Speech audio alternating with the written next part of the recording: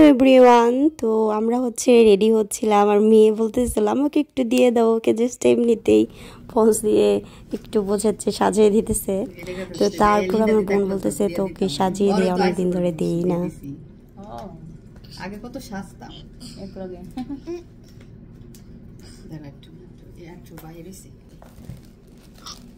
তো আমার কাজিনের জ্যাঠাতো বোনের বাড়িতে হচ্ছে আমরা বেড়াতে গিয়েছিলাম। তো বাড়িটা খুবই সুন্দর আর দিদি এত আয়োজন করেছে কি বলবো, লাইক সবজি, মাছ, মাংস, লাইক অনেক কিছু রান্না করেছে, ভর্তা।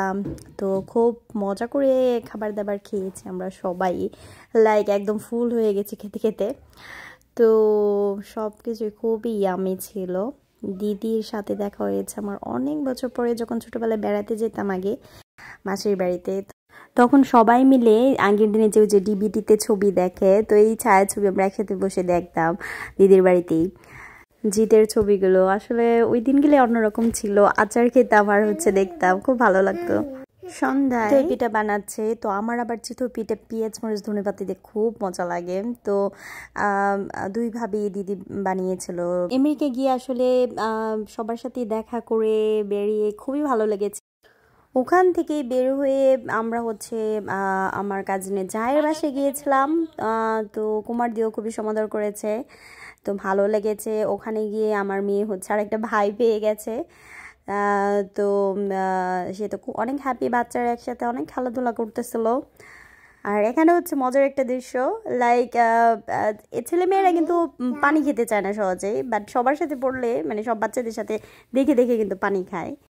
তো 7 দিনের ট্রিপ ছিল, তাই লাইক এখানে যাও ওখানে যাও, তো একদিনে 2 জায়গায় গিয়ে আমরা অনেক ক্লান্ত হয়ে গিয়েছিলাম।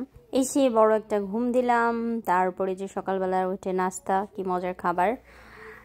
আর তারপরে ছেলে মেয়েদের নিয়ে যে ব্যাকওয়ার্ডে আসলাম, তো তারা অনেক খেলাধুলা করতেছে, 2 ভাই বোন স্নো দিয়ে, যেহেতু ওদিন ঠান্ডাটা একটু কম ছিল, ওয়েদারটা খুব ভালো ছিল।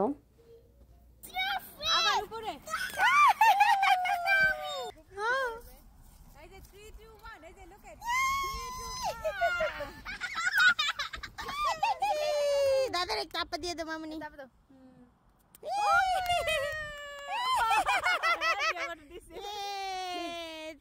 ভালো লাগছে তোমার?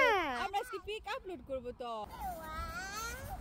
2 3 2 1 মারো।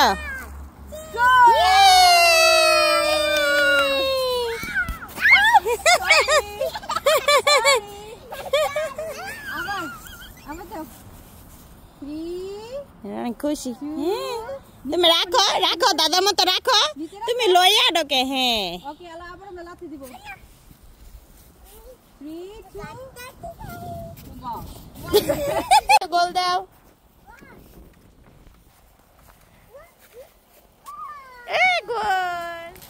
আস্তে দেখো, ঠান্ডা লাগবো, হাত আর ধরো না। হ্যাঁ এমনি খেলো। তো এই একটা দিনই ওয়েদারটা খুবই ভালো ছিল।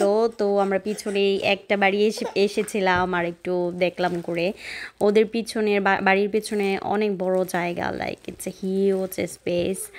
তো সামার আবার আসার ইচ্ছা আছে। তো ভালো থাকো সবাই, দেখা হবে নেক্সট ব্লগে।